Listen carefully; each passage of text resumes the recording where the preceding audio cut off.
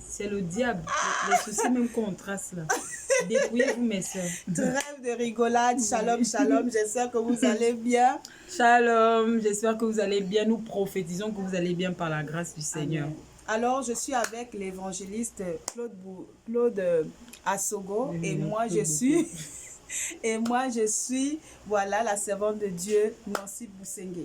Alors, j'avais des questions, voilà, à poser, voilà, à la sœur. Maman Claude, j'aimerais savoir, qu'est-ce que vous pensez des rapports sexuels hors mariage? Parce que comme moi, je me balade un peu, j'essaie un peu de voir les avis des autres et beaucoup de personnes disent non, il faut d'abord goûter avant de se marier, il faut d'abord toucher, etc. Et beaucoup de chrétiens même ne sont pas d'accord avec l'abstinence avant le mariage. Qu'est-ce que vous avez à dire pour cela et quelle est votre expérience par rapport à cela? Merci beaucoup, servant de Dieu, pour la parole. Alors, le sujet, la question des rapports sexuels hors mariage, c'est ça? La question des rapports sexuels hors mariage pour le chrétien et pour le disciple, c'est vraiment une question qui soulève beaucoup d'explications. Parce que vous allez tomber sur des personnes qui sont dans le service, qui sont chrétiens, mais qui n'ont pas de problème à pratiquer les rapports sexuels hors mariage. Et vous allez trouver des personnes, des disciples de Christ, qui ont la compréhension, voilà, de ce que Dieu attend d'eux, voilà, face à cette question. Donc, moi, je vais parler dans les deux contextes parce que moi, dans ma marche avec le Seigneur, j'ai pu, par la grâce de Dieu, atteindre une certaine stature parce que je ne vais pas directement aller dans le vif en disant que ce n'est pas bien et autres et consorts, parce qu'il y a des personnes qui me suivront et qui auront à donner des arguments par rapport à ma vie. Alors moi, c'est une parole que moi, j'avais reçue lorsque j'ai donné ma vie à Christ, parce que j'avais eu la conviction, voilà, de ne pas pratiquer le sexe avant le mariage. Écoutez, j'aimerais d'abord souligner ceci. Tout ce qui émane de la parole de Dieu, c'est tout ce qui concerne le chrétien et le disciple. Ça veut dire que si Dieu a donné un ordre dans la Bible, ce qu'il attend de nous, c'est que nous soyons des personnes capables, par le Saint-Esprit, voilà, de marcher dedans. Mais nous, en tant que chrétiens ou en tant que disciples, des fois, nous trouvons des moyens de ne pas nous conformer à la parole. Donc, des fois, nous-mêmes, nous travestissons la parole parce que ça nous arrange nous-mêmes ou ça arrange nos propres désirs. Alors, pour mon cas, lorsque j'ai donné ma vie à Christ, j'avais reçu, voilà, cet appel-là. Parce que c'est un appel. La Bible dit que lorsque Dieu appelle, il équipe. Donc, j'avais aussi reçu l'équipement pour cela. Ça veut dire que pour me contenir jusqu'au mariage.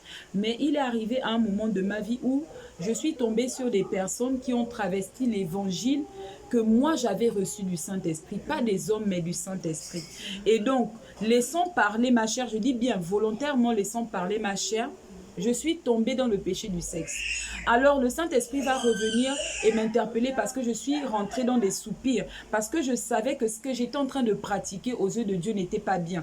Et je vais même aller dans les profondeurs. Lorsque je suis tombée dans le péché du sexe, ça comme en fait...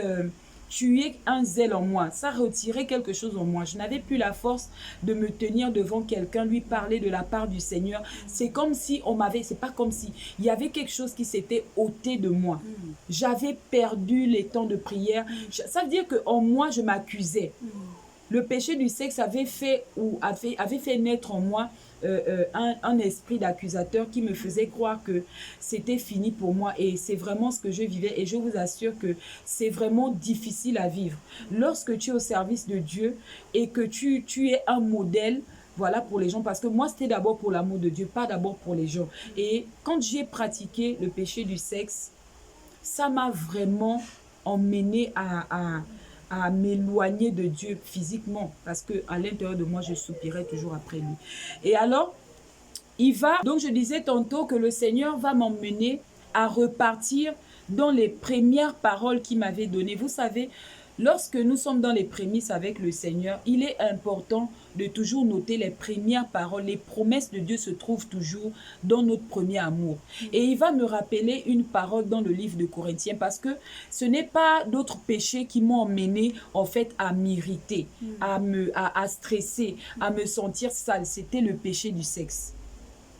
Ça veut dire que c'est le péché du sexe qui m'a vraiment amené à réaliser que là, je n'étais pas en conformité avec la parole de Dieu. C'est le péché du sexe qui a vraiment réveillé voilà, ce sentiment-là en moi.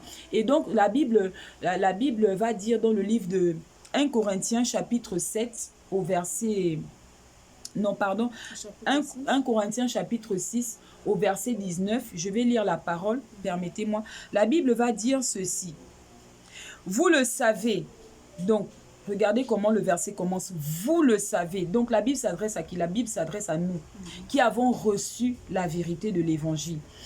Et là, c'est l'apôtre Paul qui parle, tout en sachant qui est l'apôtre Paul dans le ministère de tout ce qui concerne l'Église, de tout ce qui concerne le corps du Christ. Nous savons quel élément est, parce qu'il est toujours l'apôtre Paul. Beaucoup de chrétiens utilisent les paroles de l'apôtre Paul à leur guise. Ça veut dire que lorsqu'il est question de s'abstenir, vous allez écouter le chrétien, il va dire, là l'apôtre Paul parlait selon lui parce que lui il a le ministère du célibat. Alors que non. Mais pour d'autres paroles, ils se conforment à cette parole parce que ça les arrange. Ou nous nous conformons parce que moi aussi, je faisais partie de cette catégorie. Mais lorsque le Saint-Esprit va se révéler à moi et il va me ramener à ces paroles qu'il m'avait données depuis le début, je vais lire. Vous le savez, votre corps est le temple du Saint-Esprit. Notez bien Saint-Esprit. Cet esprit est en vous et Dieu vous l'a donné. Vous ne vous appartenez pas à vous-même. Dieu vous a acheté très cher pour vous rendre libre. Alors, rendez gloire à Dieu pour votre corps. Bien-aimé, ce verset seulement dit tout. Dieu nous a rachetés. Il nous a rachetés de quoi? Il nous a rachetés du péché afin de nous rendre libres. Lorsque nous commettons un péché, en principe, ça nous embrigade. Ça nous emprisonne. Donc, ce que Dieu, par l'apôtre Paul, est en train de nous inviter à comprendre, c'est que tant que nous avons le Saint-Esprit qui est en nous et que nous le rendons manifeste, il est capable de nous emmener dans une dimension de chasteté qui ne dit pas son nom. Mais beaucoup qui sont dans le raisonnement comme moi je l'étais, c'est parce que à un certain niveau de notre marche avec le Seigneur, on ne laisse pas le Saint-Esprit à agir en nous. Lorsque je suis revenue autant pour moi à des meilleurs raisonnements selon la parole, j'ai commencé à méditer cette parole et je me suis rendu compte au fait que, mais attends, mais c'est vrai. Si j'ai pu tenir 2 ans sans pratiquer le sexe, pas parce que je n'ai pas envie, il y a des envies qui sont là, tout à fait naturelles. Une personne qui est vierge et une personne qui a déjà connu le sexe, voilà, c'est pas la même continence dont il est question. Donc nous, qui avons déjà connu le sexe auparavant, il est tout à fait normal que ça soulève des envies et autres et consorts. Mais voilà pourquoi Dieu nous exhorte par l'apôtre Paul à faire entrer en jeu le Saint-Esprit. Le Saint-Esprit, c'est le pilier. C'est celui-là qui est dans tous les niveaux de notre vie. Moi, j'avais atteint cette dimension où même quand j'avais des envies, j'osais, permettez-moi de dire, Saint-Esprit, voilà, je te présente ma partie intime. Aide-moi à me contenir. Et quand je faisais cette prière, ce type de prière-là, ça m'aidait à prolonger. Je suis allée jusqu'à 2 ans, jusqu'à ce que je ne tombe. Et par la grâce de Dieu, je suis revenue. Et là, je vais encore après de 2 ans bientôt, par la grâce de Dieu, que je suis revenue à des meilleurs sentiments. Et Dieu va dire, c'est le Saint-Esprit. Donc, tout se passe au niveau du Saint-Esprit. Si tu es un chrétien lambda, tu ne sais pas quel est le potentiel du Saint-Esprit dans ta vie. C'est normal que tu sois toujours en train de danser avec le péché du sexe et bien entendu les autres péchés. Mais lorsque tu fais confiance au Saint-Esprit et que tu laisses le Saint-Esprit gérer ta vie, tu réaliseras que cette parole qui dit que le corps de l'homme est le temple du Saint-Esprit, ça veut dire que tu ne t'appartiens plus toi-même. Donc, lorsque tu as envie de faire quelque chose, le Saint-Esprit va te dire ne fais pas et tu vas simplement obéir. Avec le Saint-Esprit, c'est oui et amen. Pareil avec le mensonge, pareil avec les autres péchés. Et lorsque tu veux atteindre une certaine stature, quitter de chrétien lambda à disciple de Christ, il te suffit juste l'obéissance. Et en principe, l'obéissance, c'est pas quelque chose de difficile, c'est quelque chose qui va forcément te faire mal. C'est quelque chose qui va forcément te demander des efforts. Et dans cette histoire du péché du sexe, il y a autre chose dont je voulais faire mention. Dieu va dire ceci, par l'apôtre Paul toujours, que ta liberté ne doit pas être une occasion de chute pour les autres. Pourquoi Dieu parle de liberté? Dieu parle de liberté parce qu'il sait qu'il nous a affranchis pour que nous soyons des personnes libres. Mais beaucoup utilisent cette liberté comme étant acquis. Ça veut dire par cette liberté mal comprise, mal interprétée, beaucoup croient que ça y est. Ils peuvent faire tout ce qu'ils veulent. Donc, d'autres se livrent au sexe. Il y a des chrétiens même qui se mettent sur les réseaux sociaux en étant en couple. Ils prêchent l'évangile en étant en couple. Ils ne sont pas mariés. Donc, vous voyez que c'est une liberté qui peut être une occasion de chute. Et la Bible va dire que ta liberté ne soit pas une occasion de chute. Vaut mieux, voilà, être... L'apôtre Paul va dire ici, je vais lire dans le livre de... Toujours 1 Corinthiens chapitre 7, Verset 9, l'apôtre Paul va dire ceci. Mais si vous ne pouvez pas être maître de votre corps, si vous ne pouvez pas, donc là l'apôtre Paul arrive déjà à mentionner que un être humain lambda normal ne peut pas être maître de son corps. Il faut une force supérieure. Il dit, si vous ne pouvez pas être maître de votre corps, mariez-vous. Il vaut mieux se marier que de brûler de désir. Ça veut dire que brûler de désir, beaucoup ne comprennent pas brûler. La Bible dit que c'est Satan. Satan va brûler en enfer. Donc quand on parle de brûler là, c'est l'enfer. C'est pas brûler que le désir. C'est vrai qu'il y a brûler de désir. Mais le brûler dont on parle, le feu dont on parle, c'est un feu plus profond. C'est pour dire que le péché du sexe, le désir du sexe peut nous emmener à brûler en enfer. Ça peut nous emmener à brûler en enfer. Donc l'apôtre Paul qui a lui-même le ministère du célibat, ça veut dire que célibataire plus, quand il parle, il dit je vous exhorte à être comme moi. Il dit si tu ne peux pas contenir ton corps, marie-toi, c'est mieux que de brûler de désir. Ça veut dire quoi? Même brûler de désir là, ça peut t'emmener à développer des maladies. Ça peut t'emmener à pratiquer encore d'autres péchés. Parce que si tu brûles tout le temps de désir, ça va t'emmener à vouloir satisfaire des envies. Alors si tu ne peux pas te contenir, si tu ne veux pas laisser le Saint-Esprit agir en toi, vaut mieux pour toi que tu te maries. L'apôtre Paul, lui, il a le ministère du célibat parce que lui, avec le Saint-Esprit, il est arrivé jusqu'à ce que Dieu ne le rappelle à lui, à maintenir son corps. Et alors, j'aimerais inviter les chrétiens et les disciples à arrêter de croire que c'est impossible de vivre la chasteté. C'est impossible de se marier sans avoir le sexe avant le mariage. J'écoute beaucoup de polémiques et même les enfants de Dieu sont en train de rentrer dans ces polémiques-là. Je dois d'abord goûter. Je dois d'abord faire ceci. Je dois d'abord faire cela, bien-aimé. Bien-aimé. Alors, bien-aimé, on a tout de suite, on a bien écouté, nous bénissons le Seigneur. Voilà un peu voilà une exhortation, une petite exhortation concernant, amen.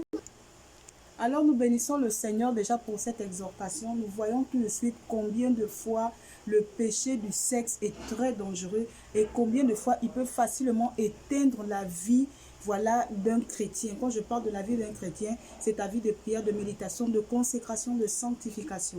Alors, évangéliste Claude, en dehors du péché du sexe, lorsque vous vous êtes retrouvé, voilà, dans cette phase, quel était votre ressenti? Comment vous vous sentez dans ces temps-là? Et qu'est-ce que les chrétiens, voilà, je suis sûre que vous fréquentez une église en ce moment, Oui. dans ces temps-là. Qu'est-ce que l'église, voilà, bon, qu'est-ce que les frères et les sœurs, voilà, vous disaient? Oh, c'était, on peut imaginer. Qu'est-ce que vous avez subi dans le milieu ecclésiastique? Comment on vous voyait? Comment c'était pris? On peut très bien imaginer. Déjà, c'est pas quelque chose de... Surtout quand tu es dans un milieu ecclésiastique vrai. Voilà.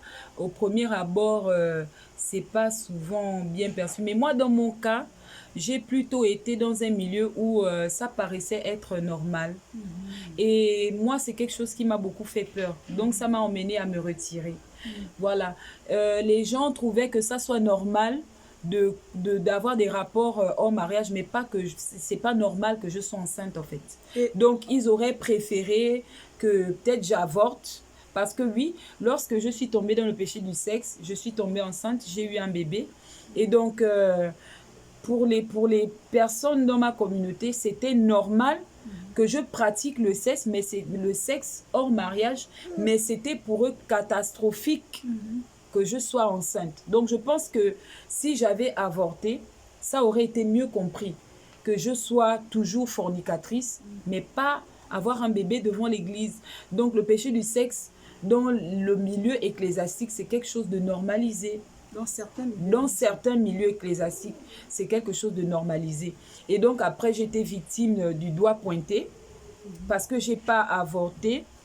Voilà, que ça soit dans le milieu ecclésiastique, que ça soit même à mon travail, parce que j'avais des sœurs en Christ dans la foi qui m'ont condamné, qui m'ont jugé. Et voilà. d'accord. Et qu'est-ce que je voulais dire?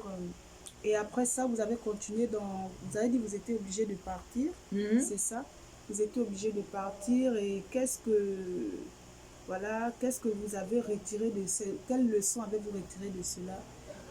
Quelles sont les mesures que vous avez prises? Parce que c'est bien beau de dire que vous avez fait 2 ans, presque 2 ans dans l'abstinence. Et nous savons tous que, bon, de temps en temps, vous êtes tenté, etc. Et comment vous vous arrangez à continuer à demeurer dans Alors, je vais reprendre d'abord la première question. Bon, j'ai décidé de partir parce que moi, personnellement, comme je vous ai élucidé ces 2 versets bibliques dans le livre de 1 Corinthiens, j'avais reçu que moi, je ne devais pas être une occasion de chute, mais je devais être une lumière. Donc, lorsque je me suis trouvée enceinte, par rapport au regard des gens, la peur, en fait, d'être une pierre d'achoppement pour les gens qui pouvaient être traumatisés, moi, je me suis plus inquiétée pour mes frères dans la foi, quand bien même je savais que c'était pas un problème pour eux, voilà, tout ça, voilà. Moi, j'ai préféré partir. Je me suis dit, j'ai prêché l'évangile, j'ai parlé de Christ et autres et consorts. Il y avait d'autres qui me regardaient d'une certaine manière, mais il y avait d'autres aussi qui m'appréciaient bien. Mais pour ne pas qu'ils remarquent, j'ai préféré partir pour protéger leur cœur, pour protéger leur foi. Alors que pour la question de comment je fais pour tenir, alors tout est grâce. Tout est grâce. Et la première chose qui m'a emmenée à tenir jusqu'à aujourd'hui, c'est à réaliser la parole de Dieu. La mettre en pratique. Voilà, et la mettre en pratique. Ça veut dire que moi, je crois que je peux rentrer dans le mariage sans pour autant connaître mon homme. C'est une conviction que j'ai. Même si beaucoup de personnes m'ont fait croire le contraire par rapport à mes expériences, par rapport à mon passé, moi, je crois toujours que pour mon cas, c'est possible. C'est une conviction que j'ai. Que je ne connaîtrai pas mon homme avant de rentrer dans le mariage. Il viendra m'épouser tel que je suis. Ça, c'est d'abord une conviction. Deuxièmement, comment je fais? Alors, c'est normal, j'ai des envies comme tout être humain. Mais aujourd'hui, avec la grâce de Dieu, les envies ne sont plus constantes. Parce que maintenant, en tant que disciple, parce que j'ai demandé au Saint-Esprit de m'emmener à la stature de disciple, de m'emmener au niveau de mourir. Donc même dans tout ce que je suis, pas seulement dans le péché du sexe, je suis en train d'accepter la mort. Donc tout en moi meurt. Pas dans le sens que vous comprenez, parce que ça ne peut pas mourir au point où maintenant je vais maintenant avoir un mari, je ne ressens plus rien, non. Quand même, j'ai quand même une expérience, j'ai quand même une vie. Mais mourir dans le sens où je ne vais pas avoir des envies, des désirs précipités. Donc, Seigneur, pour l'instant, je meurs. Donc, s'il y a une envie qui vient et qu'il y a une envie qui insiste, je rentre automatiquement dans mes stratégies. Je rentre dans un jeûne. Je m'improvise un jeûne parce que le jeûne me maintient vraiment dans la sanctification. Même quand je sens que j'ai menti ou avant au travail, quand je voulais des petits trucs et tout, l'Esprit de Dieu me disait non, il y a un esprit qui est là, il faut que tu travailles dessus. Donc quand la prière ne suffisait pas et que je reproduisais les mêmes trucs, je rentrais dans un jeûne et ça partait. Et donc c'est comme ça que le Saint-Esprit m'éduque. Donc maintenant j'arrive à faire 3 mois, j'ai pas des envies, mais je bénis le Seigneur parce que les envies même c'est important. Pour être sûr au moins que tu seras une femme qui va désirer ton homme. Donc ça aussi, même quand tu fais 3 ans, 4 ans, tu n'as plus d'envie, c'est aussi un peu dangereux les sœurs. C'est aussi un peu dangereux. Mais la mort, c'est vraiment dans le sens de me permettre d'avoir l'équilibre spirituellement, pas dans autre chose. D'accord. Alors, nous bénissons le nom du Seigneur déjà pour cette première partie. Vous savez, l'évangéliste Claude, vraiment, son témoignage, ça, c'est même pas 1% de son témoignage. Amen. Voilà, parce qu'elle a un un grand témoignage et qui va forcément édifier le corps du Christ. Amen. Alors, nous bénissons le Seigneur parce que à travers ce qu'elle a déjà dit, on comprend tout de suite que le péché, voilà, du sexe est très dangereux déjà pour nous en tant que chrétiens, Oui. pour notre marche en tant que chrétien, pour notre intimité avec le Seigneur. Donc, lorsque tu commences, tu t'engages dans le Seigneur, que ce soit homme ou femme, il faut d'abord que tu cherches à connaître le Dieu que tu sers. Elle a pris l'exemple sur l'apôtre Paul qui nous a interpellé, voilà, sur le fait que notre corps est le temple du Saint-Esprit et que nous ne nous appartenons pas nous-mêmes. Tu ne peux pas prendre la chose de l'autre pour l'emmener quelque part ou bien pour le vendre, pour la vendre, parce qu'elle appartient au Saint-Esprit. De la même manière, tu ne peux pas prendre ton corps pour la livrer au péché du sexe, voilà, alors qu'il ne t'appartient plus. N'hésitez pas, voilà, à vous abonner à la chaîne YouTube, voilà, d'Airgate Mission Internationale, parce que nous n'allons plus poster les vidéos sur TikTok ou Facebook à cause de la longueur des vidéos. Donc, abonnez-vous à notre compte, voilà, Airgate Mission Internationale sur YouTube pour voilà, connaître, pour suivre, voilà, la suite du témoignage de l'évangéliste Claude et bien sûr l'actualité de les sisters. On en parle. Amen. Que Dieu vous bénisse. Shalom. Shalom, shalom.